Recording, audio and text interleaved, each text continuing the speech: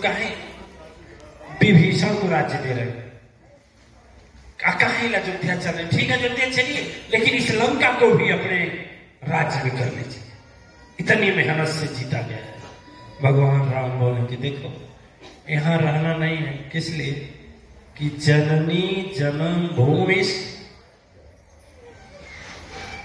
जननी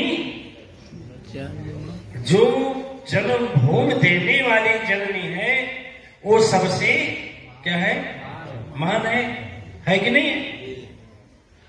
जन्म भूमि का मत होता है कि नहीं?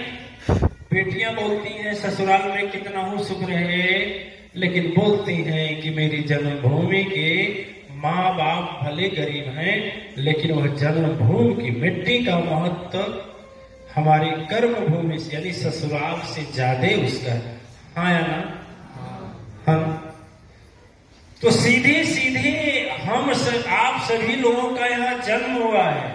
दो प्रकार का जन्म होता है। एक जन्म होता है माँ के गर्भ से हड्डी चमड़े मांस का, और दूसरा जन्म होता है सदगुरु की वाणी से। यदि आप आचार्य बने हैं तो सदगुरु की वाणी के निखार के बाद ही बने हैं। देवी और देवता बने हैं तो सदगुरु की वाणी का निखारता के बाद बने हैं। तो इसी स्थान से बने हैं, इसी स्थान पर बने हैं। ये मैं मानने को तैयार हूं कि सलहंत का घर भिंडा पोखरा वो भी यही है कि नहीं है कि नहीं है? तो आप लोग तीन जगह बैठे हैं। एक तो जन्मभूमि की महिमा, जन्मभूमि आपकी है ना। अब बोल रहे हैं बड़ा ये क्या करेंगे यदि परिवार बड़ा हो जाएगा और सिवान के बाहर तक मकान बन जाएगा तो क्या होगा, जन्मभूमि में नहीं आएगा?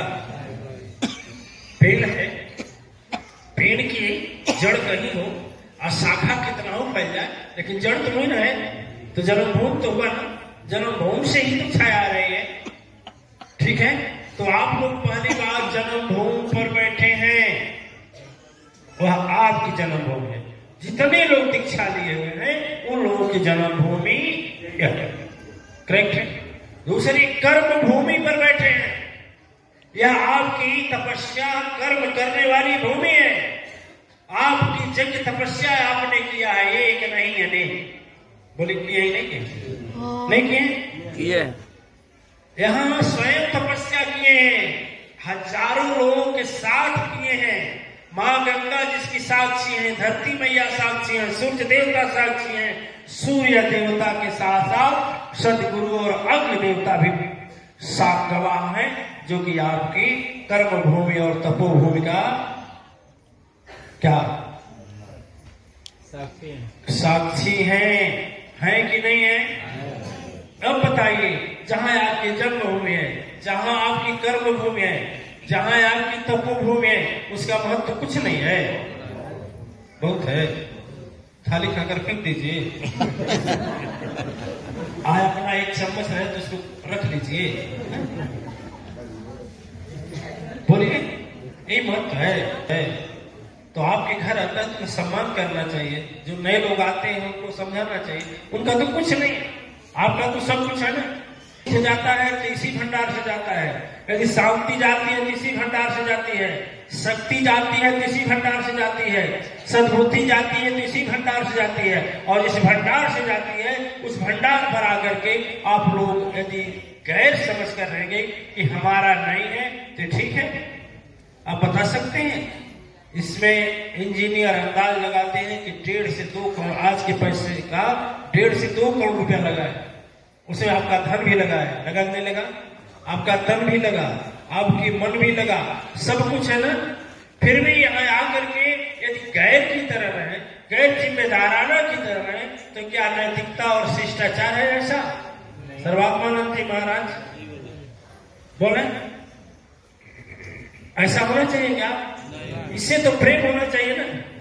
जन्मभूमि से जैसे प्रेम होती है, केवल जन्म देने वाली है, ये तो कर्म भी देने वाली है, आपको तपस्या देने वाली है, आपको सुख देने वाली है, आपको शांति देने वाली है, आपको समृद्धि देने वाली है, यहाँ तक कि आपके जीवन को महान बना करके अगले जन्म में भी महाशक्ति बनाने वाली है। और इसका यदि आप महत्व नहीं दे रहे हैं तो आप बताइए, आपको क्या कहा जाए, हमको क्या कहा जाए, बोलिए।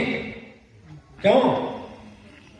एक बसेरा चिड़िया बनाती है तो उससे महत्व रखती है।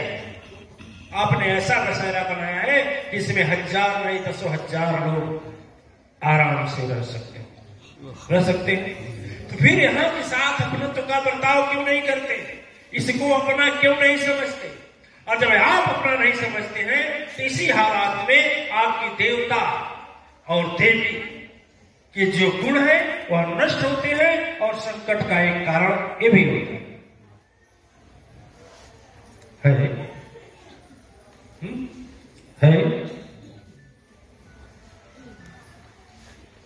समझ में आ रहा है?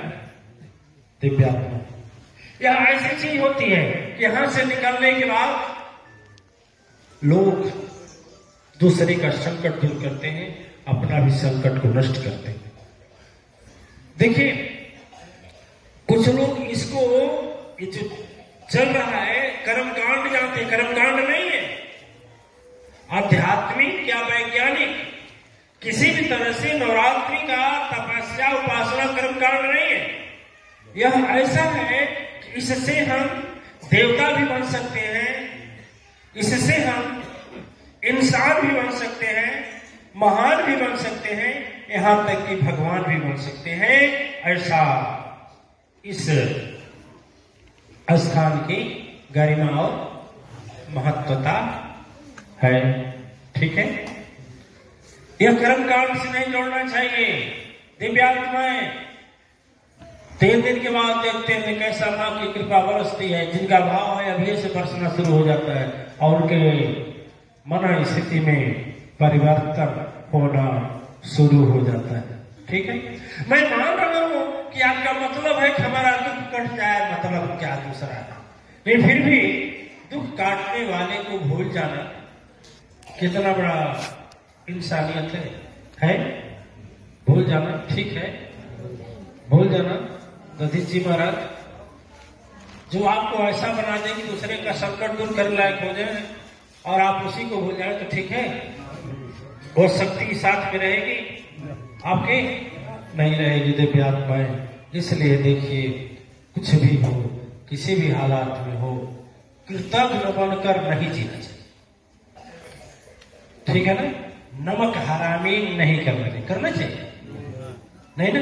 अपने फर्ज और धर्म का पालन करना चाहिए। तो इसको अपना समझना चाहिए कि नहीं समझना चाहिए? है? देखते हैं ऐसे टाट पड़े रहते हैं। आप किसी जो है उसी पर गंदगी करेंगे, उसको उठाकर रखेंगे, नहीं साफ नहीं करेंगे। यह अपना पुण्य कहाँ है? अपना तो कहाँ है? ये छोटी छोटी चीजें दिव्यात्माएं इसको समझने की बात है। और मैं बता दूं, नवरात्र में जो सदगुरु से शक्ति मिलती है, जो ध्यान तपस्या मिलता है, उससे हम पूर्व जन्म के अपराध को काट सकते हैं। देखिए, कुछ तो कट जाता है और कुछ अकाट। कर्म ही का संसार है, कर्म ही का संसार है। आप अच्छा करें या बुरा आपके हाथ में है, ये बात सही है। लेकिन देखिए, जब सृष्टि नहीं थी तो मां आदि शक्ति ब्रह्मा जी को अधिकार था कि जाइए आप सृष्टि रचिए। ब्रह्मा जी सृष्टि जब रचने लगे तो एक बार उनकी कलम रुक गई। जब कलम रुक गई तो उन्हें मां आदि शक्ति का ध्यान आया। बोले कलम क्यों रुकी? जब कलम रुक गई तो क्षीरसागर निवासी को पता लग गया। क्षीरसागर निवासी का काम है पालन करना, भगवान शंकर का काम है संहार करना। तीनों लोग की कलम रुक गई। अब तीनों लोग इकट्ठा हो गए। तीनों लोग इकट्ठा हो गए तो मां आदि शक्ति का लोगों ने याद किया। आदि शक्ति पुराण में वृत्तांत है। तीनों लोगों ने याद किया तो मां आदि शक्ति बोले कि तुम लोगों का कलम क्यों रुका? भाग्य विधाता बोले, हे माता, कुछ भी समझ न आता है, क्या लीला है हे जग जननी, कुछ भी नहीं दिखाता है। सोच रहे क्षीर सागर निवासी शंभु मन में विचार किए, कारण क्या है हे माता तीनों दिल से पुकार के। तो आप लोग कहते हैं ना कि दिल से पुकारे मैया आसन छोड़ के ढाई तो मां शक्ति बोली कि सृष्टि बाद में रचना, पहले जिसको बता रहे हो उनको समझा दो। और जो बोली समझा दो उनको याद आ गया कि मां प्रशिक्षण में क्या बताई थी। कुत्ता बना, गधा बना, बैल बना, घोड़ा बना, सुअर बना, कबूतर बना, लोमड़ बना, खरगोश बना, ठीक है। सबको बनाते बनाते जब आदमी की बारी आई तो ब्रह्मा जी बोले सुनो, मेरे पास कुछ देने के लिए नहीं है, मेरे पास देने के लिए कुछ नहीं है, एक ही चीज है अनमोल, मैं तुझको देता हूं, वो है मनुष्य का तन, मनुष्य का शरीर। देखिए सुंदर आदमी के रूप को, हंसते हुए चेहरे को, कितना सुंदर है। देखिए ब्रह्मा बोले कि मेरे पास सबसे अनमोल है तो केवल एक मानव का तन है जो तुमको दे रहा हूं, लेकिन याद रखना यह मानव तन को दे तो रहा हूं, इससे चाहो तो तुम स्वयं ब्रह्मा बन सकते हो, इससे चाहो इस शरीर से तो स्वयं परम धाम जा सकते हो, और इसी शरीर से यदि चाहो तो अपना कर्म करके नरकगामी राक्षस पापी दानव भी बन सकते। समझ में आ रही? तो नवरात्र के महत्वता पर मैं बताऊं कि मनुष्य जन्म में भगवान विधाता दिए तो बोले मैं अनमोल चीज दे रहा हूं, मेरे पास इससे कोई चीज अनमोल है ये नहीं है। जो हम लोगों को मिला है दिव्य आत्माएं वह अनमोल है, उसका कीमत श्रेष्ठाचार्य जी बताएंगे। एक श्वास को खरीदा जा सकता है पैसा से? खरीदा जा सकता है? नहीं खरीदा जा सकता है। वह अनमोल हुआ कि नहीं हुआ? कुत्ता इस तरह सत्संग सुन सकता है, बैल भजन कर सकता है, कबूतर गुरु बना सकता है, हाथी हवन कर सकता है, बोलिए, बैल माला फेर सकता है, सांप ऐसे बैठकर सुन सकता है, लेकिन मनुष्य कर सकता है। अनमोल हुआ कि नहीं हुआ? लेकिन मनुष्य का जन्म पा करके दिव्य आत्माएं, फिर भी मैं आपसे कहूंगा कि मनुष्य जन्म पा करके यदि पूजा करने के लिए प्रेत को चुने, पिचास को चुने, ब्रह्मपिचास को चुने, भूत को चुने, इन सबों की पूजा करे तो उसका बड़कपन है? बोलिए, बड़कपन है। लेकिन वो अधिकार है, उसका चुन सकता है, कर सकता है। अरे हाथ में पेंसिल दे दिया गया और कागज दे दिया गया, अब आप उससे चाहे गाली लिखे या भजन, आपकी मर्जी, आपकी मर्जी है। बोलिए कि हमारी मर्जी है, आपकी मर्जी है।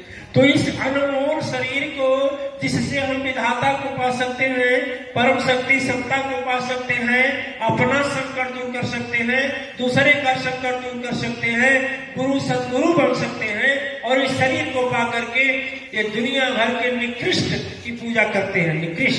निकृष्ट है ना? भूत प्रेतात्मा की पूजा क्या है? निकृष्ट है कि नहीं? बोलिए ना। मांस मदिरा भक्षण करके उन सबों की पूजा करते हैं। तो आप बताइए, निकृष्ट हुए कि नहीं हुए? दानों की श्रेणी में आए कि नहीं आए? और फिर आप अपने आप विचार करिए दिव्य आत्माएं, जो शास्त्रों में लिखा गया है, भगवान कृष्ण गीता में भी कहते हैं, जो जैसा सोचता है जो जो पूजता है वैसा ही बन जाता है। तो प्रेत पूजने वाला प्रेत बनेगा कि नहीं बनेगा? भूत पूजने वाला भूत पूजेगा कि नहीं बनेगा कि नहीं बनेगा। मरी पूजने वाली मरी बनेगी कि नहीं बनेगी? फिर भी यहाँ आने के बाद भी आपके मन में उन दुष्ट जो आपकी शासन करते हैं, जो आपको सताते हैं, आपको पीड़ा देते हैं, उनसे आपका प्रेम है, तो बताइए कैसे उद्धार होगा? होगा नहीं। उद्धार होगा? होगा? तो सोच, इसलिए विधाता जब इतना बढ़िया देखिए, कर्म किए बिना तो रहा नहीं जाएगा, कर्म तो करना पड़ेगा। बिना